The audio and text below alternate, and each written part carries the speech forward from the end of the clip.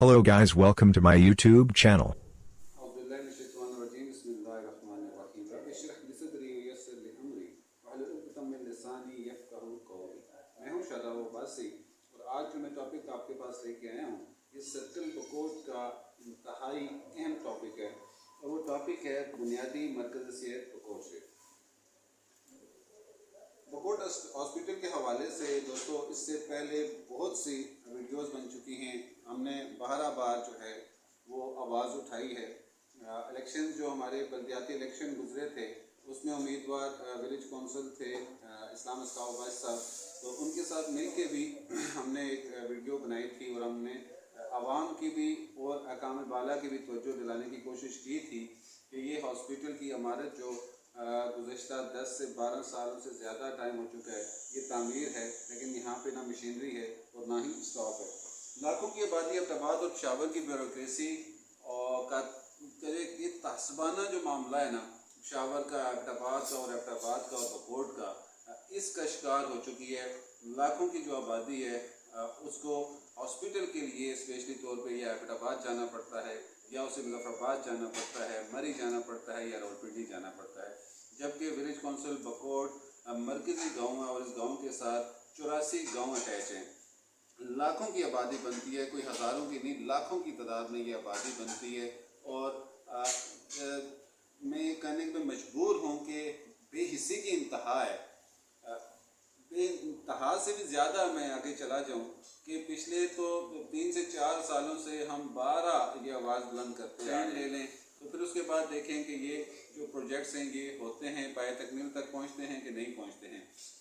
जैसा कि आप दोस्तों के इल्म में है कि बकोट हॉस्पिटल की जो इमारत है 2005 के ज़लज़ले के बाद ईरा वालों ने इसे तामीर किया था और जब आप उस इमारत में इंटर तो यकीन जाने देख के दिल बाग बाग हो जाता है, दिल खुश होता है कि एक पसमानदा तरीन इलाके के अंदर ईरा वालों ने इतना बेहतरीन प्रोजेक्ट किया और इतनी बेहतरीन इमारत हमें तमीर करके दी। लेकिन हम ऐसे नालायक, मैं आज बड़ा स्ट्रेट फॉरवर्डली कहूँगा कि हम बकोट के लोग या बकोट के लोगों के ऊपर जो नुमाइंदगी करने वाले लोग हैं माजी बईद में, जो अब तक आते रहे, फारिग हैं, सिर्फ अपनी ज़ात का सोचते हैं, सेल्फिश है। मैं इंतहाई माजरत के साथ सारे मेरे लिए काबिल एहतराम हैं, लेकिन अगर आप मेरे गांव के लिए, मेरे लोगों के लिए अगर डिलीवर नहीं कर पा रहे हैं तो आप फिर हमारे लिए बस एक उस इज़्ज़त और एहतराम तक ही हैं, इससे आगे हम आपके लिए कोई अल्फाज अदा नहीं कर सकते हैं। अस्पताल की जो इमारत है वहाँ पे आपको ये भी बताता चलूँ कि स्टाफ के लिए भी बाकायदा से जो है वो कमरे, रिहाइशगाहें तामीर हो चुकी हैं। सिर्फ और सिर्फ कमी क्या है, पेशावर से मशीनरी अप्रूव करवानी है। पेशावर से मशीनरी अप्रूव होगी तो अब्टाबाद डिस्ट्रिक्ट जो है वो हमें स्टाफ प्रोवाइड कर देगा। सिर्फ और सिर्फ अब्टाबाद से, पेशावर से ये मशीनरी का अप्रूव ना होना समझ से बालातर है। इसी हवाले से आज मौजूदा जो काउंसलर हैं राशिद निसार अब्बासी साहब, मैं उन्हें अप्रिशिएट भी करूँगा, मैं उन्हें दाद भी दूँगा और मैं उनके साथ स्टैंड भी करूँगा इस इशू के ऊपर कि वो हॉस्पिटल में गए और हॉस्पिटल में जाकर उन्होंने जो मौजूदा करंट सिचुएशन है उसको आप तक पहुँचाया। राशिद निसार अब्बासी साहब का इस हवाले से क्या कहना है, खुद आइए देखते हैं इस वीडियो में टॉपिक, ये इशू सबके लिए कितना इम्पोर्टेंट है। अस्सलाम वालेकुम, हमारे साथ मौजूद हैं बकोट से जनरल कौंसल राजा राशिद निसार। अभी हम मौजूद हैं BHU बकोट में। हम अभी आए, यहाँ पे स्टाफ ना होने की वजह से लोगों को सख्त मुश्किलात का सामना है। हमारे साथ मौजूद है राजा राशिद साहब। राशिद साहब, ये बकोट BHU में स्टाफ ना होने की क्या वजह है? बिस्मिल्लाहिर्रहमानिर्रहीम, बहुत शुक्रिया सर आपका। मैं 2-3 विज़िट यहाँ पर कर चुका हूँ।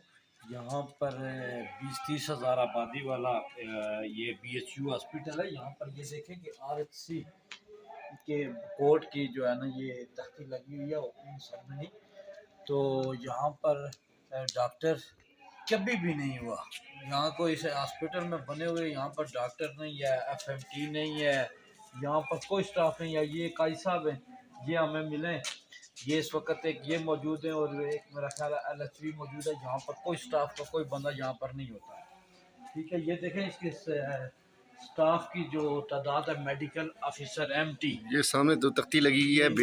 BHU में ये चीज़ें लाजमी होती हैं, इतना स्टाफ लाजमी होता है। मेडिकल टेक्नीशियन भी यहाँ पर मौजूद नहीं है, लेडी हेल्थ सुपरवाइज़र ये भी मौजूद नहीं है, EPI टेक्नीशियन भी मौजूद नहीं है, दाई भी मौजूद नहीं है, यहाँ पर चौकीदार हजरात भी कोई भी नहीं है, मेडिकल टेक्नीशियन भी यहाँ पर नहीं है, लेडी हेल्थ वर्कर LHV भी यहाँ पर मौजूद नहीं है, लेडी हेल्थ वर्कर ये दूसरी है, दो है यूँ है ना, इनमें से एक भी मौजूद नहीं है, वार्ड एल्डरली भी मौजूद नहीं है। तो हालत ये है, ये इतनी बेहतरीन बिल्डिंग है, जो यहाँ पर रूम्स है, तकरीबन ये कनालों में बना हुआ है, मेरा ख्याल 3-4 कनाल में बना हुआ हॉस्पिटल है। यहाँ पर डॉक्टर के लिए जो है ना रिहायशगाह भी मौजूद है, लेकिन इंतहाई अफसोस के साथ कि हमारे लोगों के साथ इतनी बड़ी ज्यादती होती है। अगर ऐसा ही इनका रवैया रहा हेल्थ के डिपार्टमेंट का, हम इस हॉस्पिटल को ताला लगवा कर पूरे मीडिया बुलवाएंगे यहाँ पर और देखेंगे कि क्या ज़रूरत है यहाँ पर। राय साहब, DHO एबटाबाद के लिए अगर आपका कोई मैसेज हो। सर DHO साहब से मैं 2-3 दफ़ा गया हूँ, फैसल खानज़ादा साहब से मुलाकात नहीं हुई है।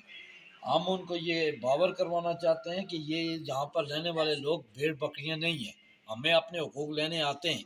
अगर ऐसा डॉक्टर, अगर आपने डॉक्टर और ये जो तमाम स्टाफ को पूरा ना किया तो इंशाल्लाह ताला इस हॉस्पिटल को बंद करके यहाँ पर हम बेहतरीन सब मीडिया को बुलाकर एक बेहतरीन एहतियात करेंगे। फिर भी ना हुआ तो अदालतों के ज़रिए हम करेंगे।